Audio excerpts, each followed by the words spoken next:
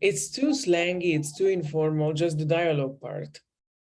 And the target language is not clear because, again, what would have been much clearer if it had been 4 items, just the time, the frequency adverbs, not the verbs as well. So I don't like how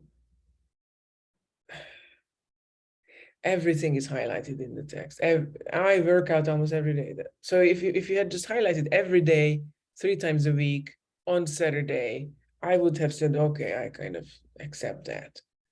If you highlight anything instead of asking the learner to highlight things and notice things, you've just ruined a wonderful exercise. You could have given them the thing, asked them a gist, genuine listening, engaging, something to do with it. And then exercise 2 is you highlight the frequency. Where are the sentences? Where do they talk about frequency at all? And then the learners do it. And then we elicit and we collect and we notice together and we draw their attention. But if you highlight it, and if you highlight the whole sentence with verbs, and then it's much less fun and much less meaningful, if you ask me. Yeah. And the term meaning chunk seems a little strange to me. That's not. That's But, yeah. Oh. Yeah. Okay.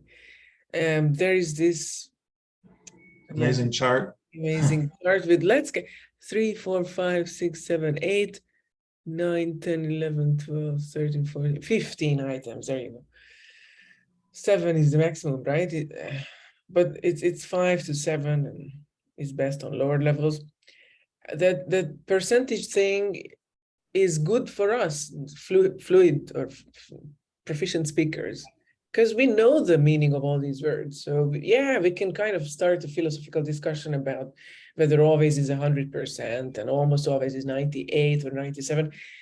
For the learner, this is really abstract, especially when they come across these items first. So maybe if you have taught the meaning of these items and then as a follow-up, you ask them, working with our 4 items preferably, which are distinct enough, which were always, what were the items you were working with? Hardly ever. Hardly ever, sometimes, never. And even with these 4, we struggled. We'll see in the lesson plan in a second. Yeah. But here, ostensibly, you could say 100%, 75%, 50 and 25. Okay, because it's not so ambiguous territory. But then again, not upfront, but after they have discovered what these words mean, just as a quick checking question. And yeah. And also, obviously, I wouldn't get into this at this level, but realistically, sometimes always doesn't mean always. Sometimes it's a complaint. Like, oh, that's amazing. That is so true. You're always leaving your socks on the floor. You're always talking about your friend Janet or whatever, and it doesn't mean always. It's a complaint.